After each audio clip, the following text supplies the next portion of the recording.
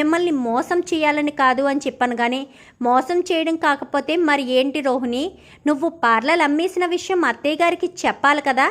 ఆంటీకి ఒక్క మాట కూడా చెప్పకుండా పార్లర్ అమ్మేయడం ఏంటి? పోనీ అమ్మేసావు సరే, అమ్మేసిన తర్వాత అయినా ఆంటీకి చెప్పాలి కదా. బాగుంది రవి, ఈ ఇంట్లో అన్నీ వింతలే జరుగుతున్నాయి. మీ అన్నయ్య ఏమో ఉద్యోగం లేక పార్కులో కాలక్షేపం చేస్తూ 3 నెలలు కాలక్షేపం చేశాడు. మీ ఏకంగా మీ పెద్దోదనైతే మీ అమ్మ పెట్టించిన పార్లర్ని కాస్త అమ్మేసి ఆ విషయం కూడా చెప్పలేదు. అత్తయ్య గారేమో మీనా వాళ్ళు పూలకొట్టుకి తన పేరు పెట్టుకున్నందుకు 1కి 10 సార్లు పూలకొట్టు తీయించేస్తాను, నా పేరు పెద్ద పెద్ద పార్లర్కి పెట్టాలే తప్ప ఇలా చిన్న చిన్న పూల షాపులకి పెట్టకూడదని బాలుని మీనాని కించపరుస్తూ మాట్లాడేవారు. ఇప్పుడేముంది, పార్లర్కి అసలు పేరే పెట్టలేదు, ఎందుకంటే పార్లరే లేదు కదా. ఇప్పుడు ఆంటీ పేరు కేవలం పూలకొట్టుకు మాత్రమే ఉంది, ఇంకా దేనికి లేదు రవి అని చెప్పనేసరికి ఇంకా నువ్వు ఊరుకో శృతి, నువ్వు సైలెంట్గా ఉండు అంటూ రవి అంటాడు. చెప్పు రోహిణి, మాట్లాడవేంటి అని చెప్పాను. కానీ అది కాదత్తయ్య అప్పుడు అని చెప్పాను. కానీ ఏంటప్పుడు? నువ్వు పార్లర్ అమ్మేసిన విషయం చెప్పాలి కదా నాకు అని చెప్పాను. కానీ ఏం చెప్పాలత్తయ్య? మీకు చెప్పడానికి అసలు నాకు ఎప్పుడైనా అవకాశం ఇచ్చారా? మీరు 17 లక్షలు కావాలి అని మా నాన్నని అడిగి తీసుకురమ్మని చెప్పారు. నా పెళ్ళికే మా నాన్న రావడం నాకు ఇష్టం లేదు, మా నాన్నకి నేనంటే ఇష్టం లేదు, మా నాన్న మీద కోపం అని చెప్పాను. నా పెళ్ళికే రాని వ్యక్తి నేను ఫోన్ చేశాగానే 17 లక్షలు ఎలా ఇచ్చేస్తాననుకున్నారు? ఇప్పుడు కూడా మా మామయ్యని బ్రతిమాలగా మా నాన్నకు చెప్పి వచ్చారు, అంతే తప్ప నా మీద ప్రేమతో ఏమీ మా నాన్న వచ్చేలేదు. మా నాన్నకి నాకు మధ్య గొడవలు జరుగుతున్నాయి. అప్పుడు మీరు 17 లక్షలు అడిగారు, ఏం చెయ్యాలి? అందుకే నోరు మూసుకుని ఊరుకోలేక పార్లర్ అమ్మి ఇచ్చాను. నేనేదో తప్పు చేసినట్టు మాట్లాడతారేంటి అంటూ రోహిణియే రివర్స్ అయ్యేసరికి అందరూ నోరు మూసేస్తారు. ఇప్పుడు నీ పేరు మీద ఉన్నది పూలకొట్టు మాత్రమే ప్రభావతమ్మా అంటూ బాలు మీనా ఎవరికి వాళ్ళు వెళ్ళిపోతారు. ఇంకొకసారి ఎవరైనా నా పూలకొట్టు గురించి తక్కువ చేసి మాట్లాడితే మాత్రం అస్సలు ఊరుకోను అంటూ బాలు గట్టిగా వార్నింగ్ ఇచ్చి రా మీనా అని చెప్పి మీనాని తీసుకుని వెళ్ళిపోతాడు. ఇంకా ప్రతిరోజు మీనా పువ్వులు తెచ్చుకోవడం అమ్ముకోవడం చేస్తూ ఉంటుంది. రోజుకి మీనా పువ్వులు తెచ్చే వ్యాపారం రోజుకి అభివృద్ధి చెందుతుంది. ఏంటి పూలగంప, రోజుకో బస్తా పెంచేస్తున్నావు, ఇవి సరిపోతాయంటే అనగానే లేదండి సరిపోవడం లేదు, వచ్చే కస్టమర్లు ఎక్కువగా ఉంటున్నారు, పక్క వీధిలోంచి ఆ పక్క వీధిలోంచి కూడా ఇక్కడికే వస్తున్నారు, అందుకని పువ్వులు సరిపోవడం లేదు, వచ్చిన వాళ్ళని పువ్వులు లేవు అని చెప్పలేం కదా, అందుకోసమనే ఇంకా నేను పువ్వులు పెంచుతున్నాను. కానీ మంచిదే కదా, మన వ్యాపారం రోజుకి అభివృద్ధి చెందుతుందన్నమాట అని చెప్పనేసరికి అదంతా మీ వల్లే నేను కాళ్ళ మీద కాలు నిలబడుతున్నాను. ఇంట్లో గౌరవం వచ్చింది, లేదంటే ఇంట్లో సొంతంగా వ్యాపారం చేసేది మనమేనండి.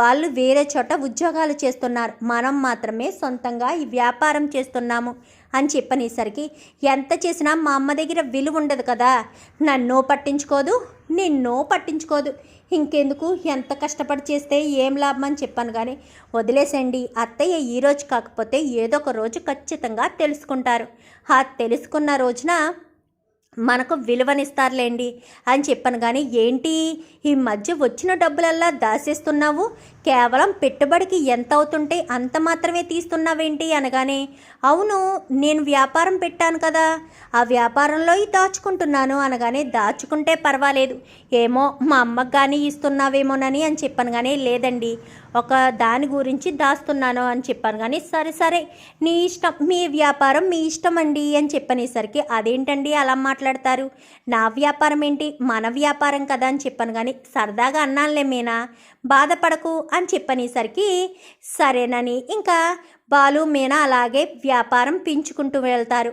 ఇంకా సత్యమైతే ఎలా ఉందమ్మా వ్యాపారం, అసలు లోపలికి రావడం లేదు, ఖాళీ ఉండట్లేదు అనగానే లేదు మామయ్య గారు, అందరూ ఈ షాప్కే వస్తున్నారు, ఏదైనా మాట బాగుంటే అందరూ వస్తారమ్మా, నువ్వేమో చక్కగా నవ్వుతూ మాట్లాడతావు, వచ్చిన వాళ్ళని ఏదొక పేరుతో వరుసతో పిలిచి బాగున్నారా అని పలకరిస్తావు, అందుకు అందరూ నీ దగ్గరికే వస్తారు, అయినా నీ చేతి చలవ చాలా మంచిదంట కదా, నీ చేతులతో పువ్వులు ఇస్తే వాళ్ళ పెళ్ళైనా ఏదైనా సరే కలకాలం సంతోషంగా ఉంటారంట కదా, పంతులు గారు చెప్పారు ఒకసారి గుడికి వెళ్ళినప్పుడు అని చెప్పాను, కానీ పంతులు గారు అభిమానం అంతే అని చెప్పనేసరికి సరే మీనా నేను అలా యూనియన్ ఆఫీస్ దగ్గరికి వెళ్ళొస్తాను అని చెప్పాను, కానీ ఎండగా ఉంది కదా మామయ్య అని చెప్పనేసరికి పర్లేదమ్మా ఎదరికెళ్ళి సెంటర్లో ఆటో ఎక్కుతానులే అని చెప్పాను, కానీ డబ్బులు ఉన్నాయా మామయ్య అని చెప్పనేసరికి ఉన్నాయమ్మా, ఫెన్షన్ డబ్బులు వస్తున్నాయి కదా, బాలుగాడు ఫెన్షన్ డబ్బులు ఇంట్లో ఇవ్వద్దని చెప్పాడు, అందుకే అవి నా దగ్గరే పెట్టుకున్నాను అని చెప్పనేసరికి సరే మామయ్య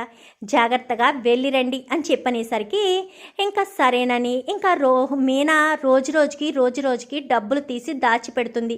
దాచిపెట్టేసరికి ఒకరోజు రాజేష్కి ఫోన్ చేస్తుంది మీనా.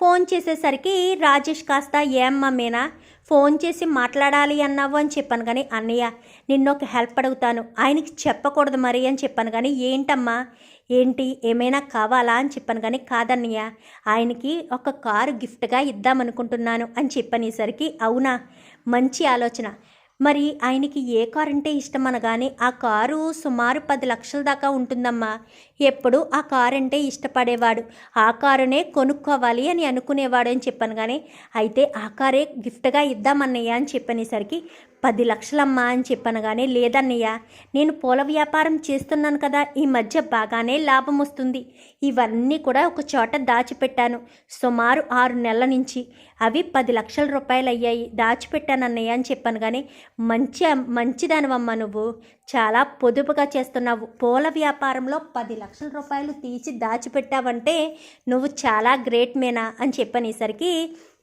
మరి ఎప్పుడు వెళ్దామన్నయ్య అని చెప్పాను, కానీ మంచి రోజు చూసి నీకు ఫోన్ చేస్తాను, ఆ సమయంలో వెళ్దాము అని చెప్పాను, కానీ ఆయనకి ఎట్టి పరిస్థితుల్లోనూ తెలియకూడదన్నయ్య, ఆయనకి తెలిస్తే ఆయన మళ్ళీ చెప్పలేదు అనుకుంటానని, కానీ లేదు నేను చెప్పను అని చెప్పనేసరికి సరేనని ఇంకా మంచి రోజు చూసి పంతులు గారిని అడిగి మంచి రోజు చూసి ఫోన్ చేస్తాడు. సరే అన్నయ్య నేను పలానా చోటికి వచ్చేస్తాను అనగాని ఇద్దరు కూడా వెళ్తారు.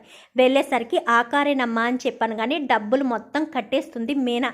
కట్టేసేసరికి వెళ్దామా అమ్మ అని చెప్పాను, కానీ అర్జెంటుగా ఆయనకి ఫోన్ చేసి ఇంటికి రమ్మని చెప్పన్నయ్య అని చెప్పనేసరికి సరేనమ్మా అని చెప్పి ఇంకా ఇంటికైతే అర్జెంటుగా ఫోన్ చేసి షోరూమ్ దగ్గరికి రమ్మని చెప్తాడు. చెప్పేసరికి షోరూమ్ దగ్గరికి వస్తాడు.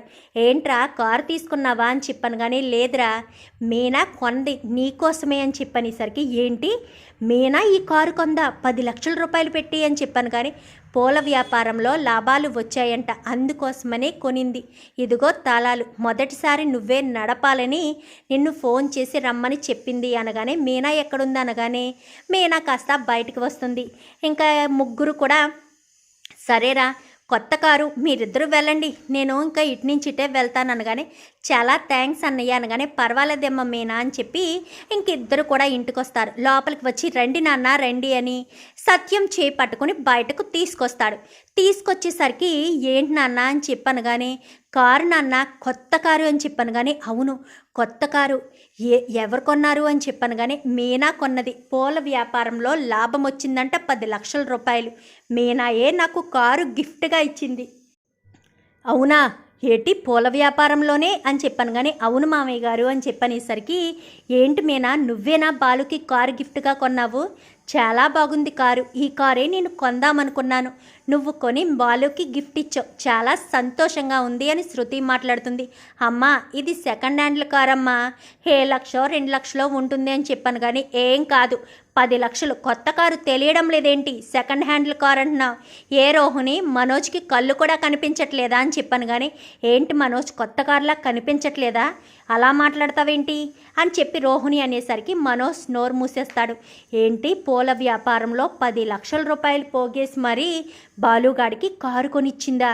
ఏంటిది వ్యాపారం చేస్తుంది, రోహిణి ఏమని చేస్తుంది అని చెప్పాను, కానీ మలేషియా నుంచి డబ్బులు పంపిస్తారు కదా మీ మామయ్య గారు, అప్పుడు కొనుక్కోరా నువ్వు? సెకండ్ హ్యాండ్లు కొనుక్కుంటావో కొత్త కారు కొనుక్కుంటావో? ఇది నా భార్య కష్టపడి సంపాదించి నాకు గిఫ్ట్గా ఇచ్చింది, నువ్వు కొనుక్కో కారు అని చెప్పి ఇంకా మనోజ్ని అనేసరికి మనోజు ఇటు ప్రభావతి మొహం మార్చుకుంటారు. ఇంకా మీనా వీళ్ళంతా కూడా చాలా సంతోషపడతారు. రా నాన్న అలా వెళ్ళి వద్దాము అని చెప్పాను, కానీ వెళ్దాం పదండి రా అని చెప్పి ఇంకా సత్యాన్ని తీసుకుని ఇంకా బాలు వాళ్ళు గుడికి వెళ్ళి పూజ చేయించుకుంటారు. ప్రభావతి, రోహిణి, మనోజ్ అయితే కుళ్ళుకుంటారు. చూద్దాం మరి రాబోయే ఎపిసోడ్స్లో ఇలాగే జరగాలని మీరు కూడా కోరుకుంటే వీడియో నచ్చితే లైక్ చేయండి, ఛానల్ని సబ్స్క్రైబ్ చేసుకోండి, పక్కనే ఉన్న బెల్ సింబల్లో ఆల్ పై క్లిక్ చేయండి. Thank you for watching.